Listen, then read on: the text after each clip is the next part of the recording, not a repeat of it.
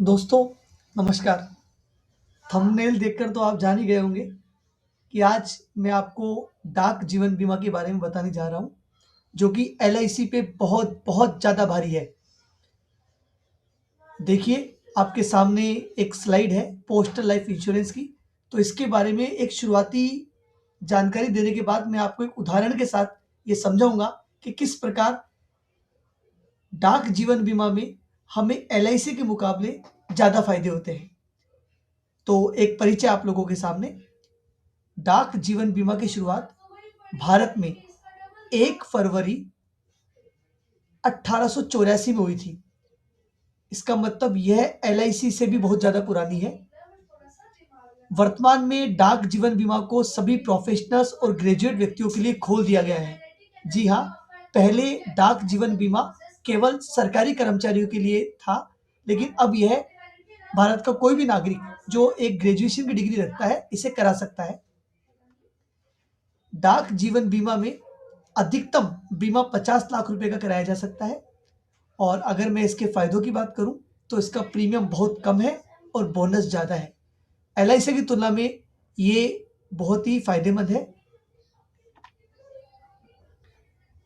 कहने को तो डाक जीवन बीमा में कई तरह के प्लान हैं, लेकिन जो सबसे ज़्यादा पॉपुलर है या लोगों के समझ में आता है वह है संतोष प्लान, जिसे हम एंडोमेंट प्लान भी कहते हैं और हिंदी में बंदोबस्ती प्लान कहते हैं। इसमें जो मैच्योरिटी है 35 से 60 साल तक की एज में कोई सी भी ली जा सकती है, लेकिन जितना अधिकतम पॉलिसी को चलाया जाए उसमें सबसे ज़्यादा बेनिफिट मिलता है, जो मैं आपको आगे उदाहरण से समझाऊंगा। मैच्योरिटी पर किसी भी व्यक्ति को पॉलिसी का सम एश्योर्ड अमाउंट और उस पर जो भी बोनस उपार्जित होता है वो प्राप्त होता है। और इन केस यदि व्यक्ति की मृत्यु हो जाए तो जितने का इंश्योरेंस कराया जाता है वो और उस दिन तक जो भी बोनस जमा हुआ उसके नॉमिनी को, एक क्लेमेंट को दे दिया जाता है। और भी इसके फायदे हैं। 20,000 रुपए से लेकर 50 लाख तक की बीमा की इसकी सीमा है।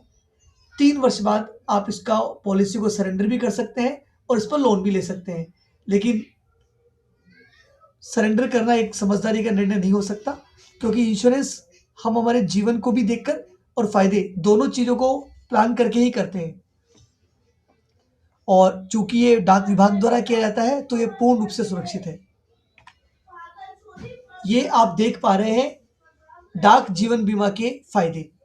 मैंने जो उदाहरण आपके सामने लिया है, यह अगर इसकी परिपक्वता 60 वर्ष की उम्र में लिया जाए, इसकी मैच्योरिटी अमाउंट, तो क्या इसके फायदे होंगे, उसके हिसाब से इसको कैलकुलेट किया गया है।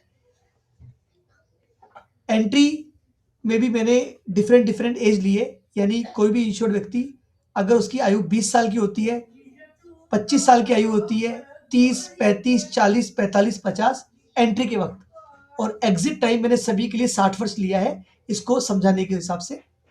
तो मान लीजिए एक व्यक्ति 10 लाख का डाक जीवन बीमा लेता है 20 साल की उम्र में, तो देखिए उसका मासिक प्रीमियम मात्र 1,750 आ रहा है।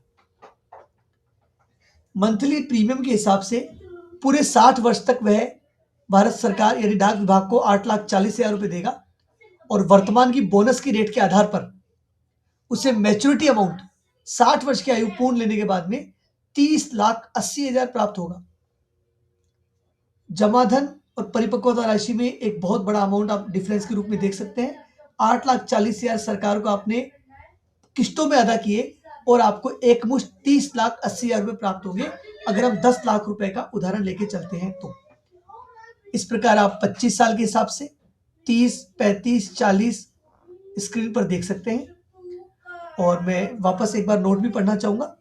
In case of the death of the insured person, the sum assured, यानी कि इस उदाहरण के हिसाब से 10 लाख रुपए with bonus till date will be paid to the claimant. अगर किसी की मृत्यु हो जाती है तो जो सम एश्योर्ड अमाउंट है वो और उस पर जो बोनस उपार्जित हुआ वो मृत्यु की तिथि के बाद उसके नॉमिनी को दे दिया जाएगा, और जो उसका मंथली प्रीमियम है वो तुरंत प्रभाव से बंद भी हो जाएगा।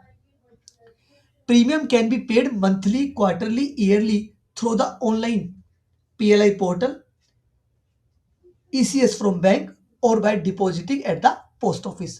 तो आप जैसे भी कन्वीनियंट हो अगर आप पीएलआई पोर्टल पे जाएंगे तो ऑनलाइन आप किसी भी थ्रू, यूपीआई के थ्रू, नेट बैंकिंग के थ्रू कैसे भी पैसा जमा करा सकते हैं और बैंक के थ्रू ईसीएस भी इसकी शुरू कर दी गई है।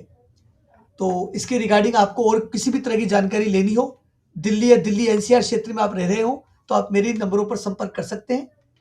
धन्यवाद।